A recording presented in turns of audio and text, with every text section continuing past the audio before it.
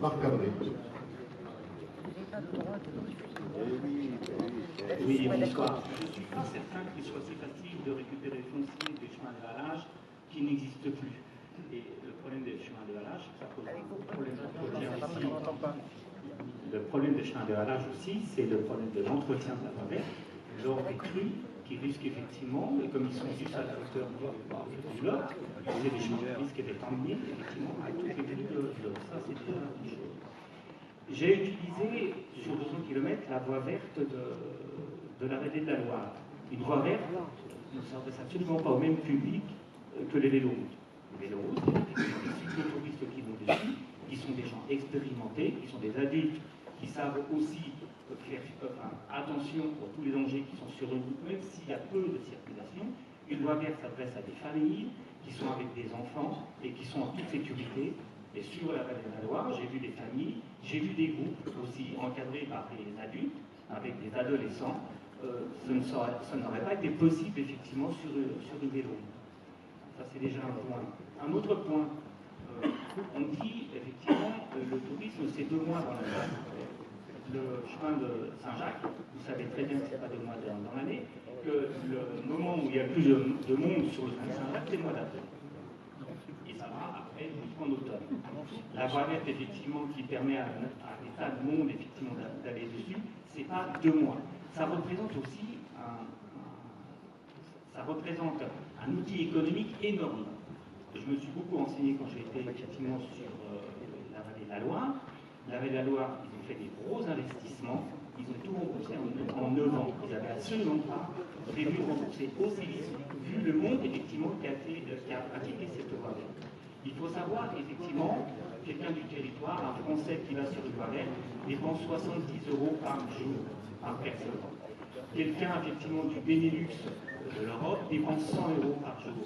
Les Asiatiques dépensent 200 € par jour. Tout ça, c'est de l'économie qui rentre sur le territoire.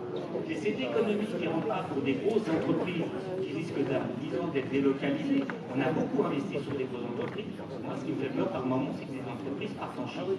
Là, c'est les Chinois qui sont en France pour aller sur la voie. Et cette voie ne pourra pas être délocalisée, elle restera chez nous et sera utilisée pour tout le monde. Par rapport à la fréquentation, il y a eu une confirmation tout à l'heure, selon les études, donc la fréquentation estimée est de 111 000 personnes et les retombées estimées à 2 100 000 €. Y a-t-il d'autres prises de parole?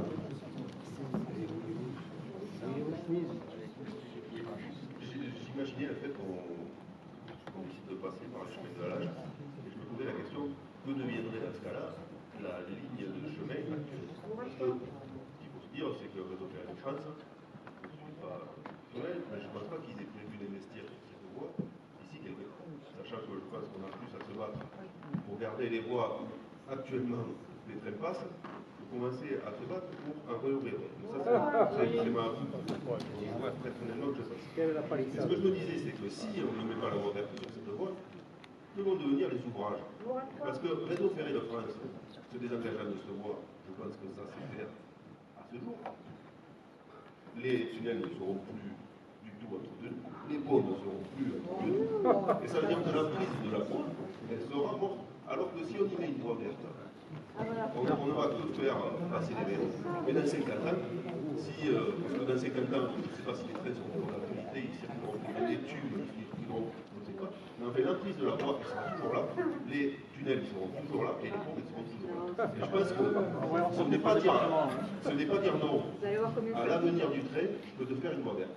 Après, c'est peut-être sur une période de temps que nous, on ne connaîtra pas. Mais je pense vraiment que si on ne va pas sur cette voie, elle sera détruite. Oui, la seule solution qu'on a, de se laisser l'opportunité de remettre un train dans 100 ans peut-être, c'est d'exploiter cette voie. Parce que sinon, elle tombera en ruine et elle sera à mort. C'est ma passion. Merci. Une autre prise de parole? Bon, écoutez, s'il y a plus de... Pardon.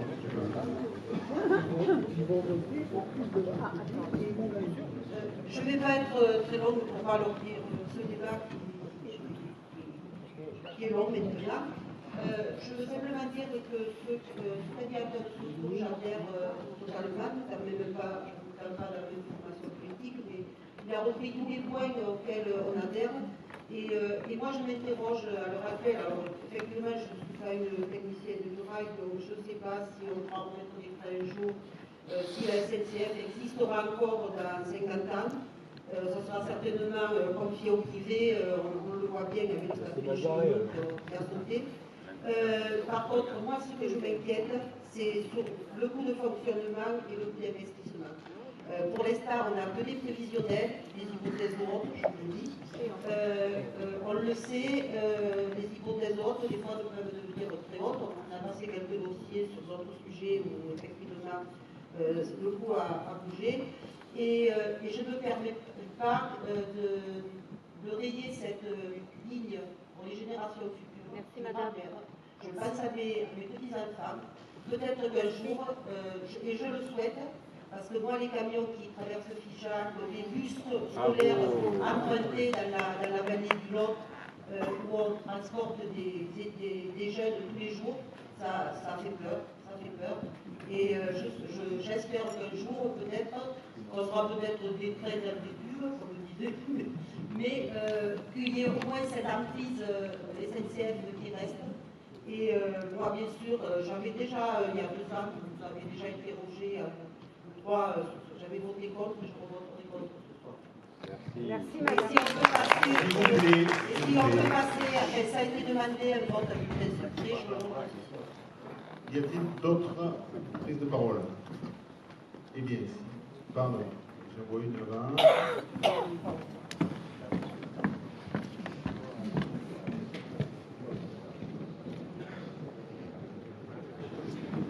Merci de Voilà, moi, ce qui me concerne, vous savez que j'ai été maire d'Acier, et donc on s'est beaucoup battu pour l'avoir gagné. Et aujourd'hui, c'est-à-dire, je ne suis pas contre une voie verte, loin de là, mais je pense que utiliser notre parti, parce que ailleurs, la voie verte ne passe pas sur une ligne ferrée, elle passe sur des chemins de halage ou sur des terrains particuliers. Et je vois, il faut voir par exemple d'Albi à Castres, qui va rejoindre la montagne noire pour aller sur la Méditerranée. Effectivement, on ne passe pas sur des voies ferrées. Et moi, ça me, si vous voulez, excusez-moi, mais ça me fait du poil à gratter de voir qu'on déferme une voie. On ne sait jamais, parce que aussi faire un syndicat ce soir, vous m'excuserez, mais on va un peu vers l'inconnu. Aujourd'hui, on ne sait pas ce que fera ce syndicat. Demain, peut-être on sera engagé. En plus, moi, ce qui me concerne, je suis très difficile parce que je dirais qu'on laissera pour les prochaines élections, à nos suivants, peut-être un boulet, on ne sait pas. Moi, je crains qu'on ait peut-être, on n'est pas assez averti encore, on n'est peut-être pas assez mûr pour pouvoir engager définitivement sur un seul projet sans conserver les autres. Voilà. C'est pour ça que le problème de voter pour un syndicaliste ce soir, moi, m'interpelle beaucoup parce qu'il y a beaucoup d'argent en jeu. On a peut-être sur ce territoire d'autres soucis à venir pour tenir les services publics et autres, peut-être pour les aider un peu plus. Je ne sais pas si on aura la capacité de toujours payer et peut-être sans avoir vraiment quelque chose de plus. Je vous remercie. Donc, il y a toute autre prise de parole. Bernadette.